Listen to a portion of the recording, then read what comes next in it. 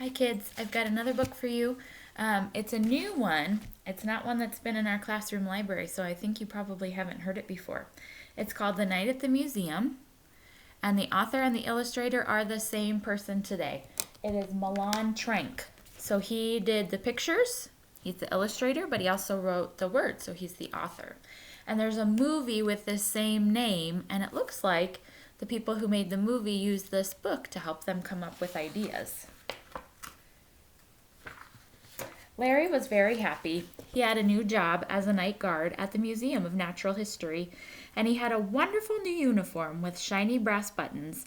When Larry put it on, he looked like a general, or a policeman, or a pilot.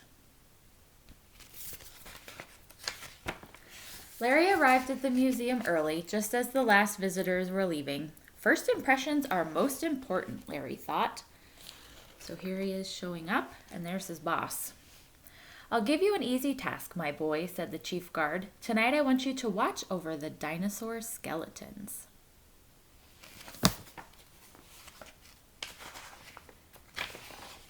Don't worry about the rest of the museum. There are others to take care of it. Just keep an eye on the dinosaurs and everything will be okay. I'll check in with you in the morning. Okay, so here's the boss. He's leaving. And then here's Larry. He's going to take care of the dinosaur bones.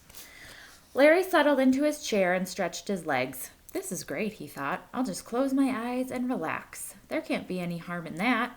But a moment later, he was fast asleep.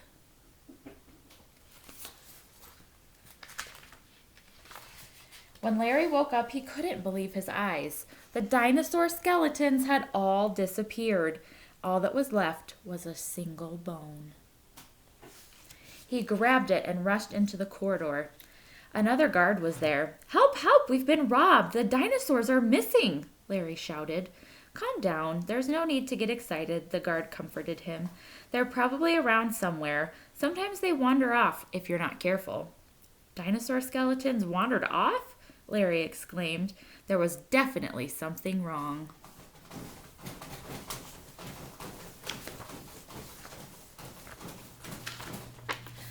Oh, yes, the guard continued. You see, exhibits in the museum have to stand still all day long, so at night we let them stretch their legs a bit and have something to eat. Why don't you check in the basement? The dinosaurs don't eat, of course, but they like to watch the food being unloaded.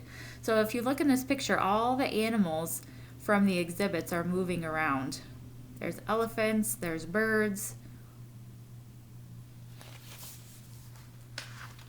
So he's headed to see the food being unloaded. In the basement, a small train had brought in tons of food for the animals. It carried everything from hay for the elephants and bananas for the monkeys to meat for the lions and plankton for the whales. While he was looking around, Larry found another huge bone, but the dinosaurs themselves were nowhere to be seen. Okay, there's a bunch of guards in this picture too.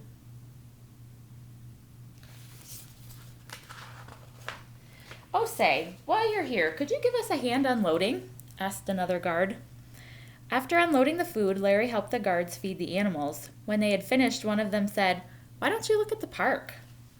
And as long as you're going that way, why don't you take the animals from the New York State exhibit with you? They would really enjoy a little walk. So he's got birds on a leash that are flying, and he's got different animals on leashes that he's walking. Let's see if he finds the dinosaurs here. In the park, Larry realized he could have been worse off. Other guards had to take the giant octopus and the blue whale for a swim in the lake. But Larry did find another big bone. The guards in the park suggested that he try the mine below the Hall of Gems and Minerals. And of course, Larry couldn't refuse to bring a snack to the guards working there. Now he's in another part of the museum. Oh, the dinosaurs? They were just here a moment ago, said the guard. Maybe they went to the planetarium. He's been to lots of different places in the museum already, and he hasn't found anything but their bones. In the planetarium, the coyotes were practicing howling at the moon. And of course, there was a little job for Larry. One of the guards asked him to touch up the stars on the ceiling with fluorescent paint. There he is painting. Still no dinosaurs. When he finished, it was almost dawn. That means it's almost time for them to open. Larry was desperate. He didn't know where to look next. Then he noticed that something was going on in the museum office. The statues of John Audubon, the famous bird painter, and the explorers Lewis and Clark had stepped down from their usual places above the big front doors. They were enjoying a cup of tea and a game of cards. "Looking for the dinosaurs, little fella?" asked William Clark. "They're in the dinosaur room. In fact, they've been there all night, playing hide and seek." So these guys are statues, and in the night they are able to move and play cards together. It was true. The dinosaurs really were there, and not a bone was missing. "It seems the guards have played the old bone trick on you," said Clark.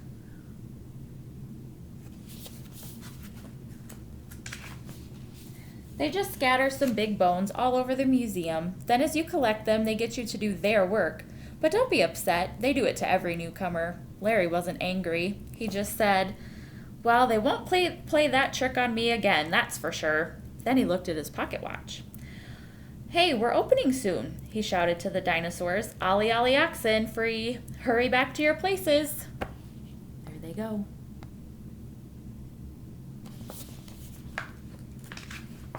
Ring! The bell is sounding, the big doors are opening, and visitors are pouring in. Everything in the museum is ready. Dinosaurs, insects, stars, minerals, whales, elephants, all fresh and rested, but the night guards are exhausted. They are ready to go to bed.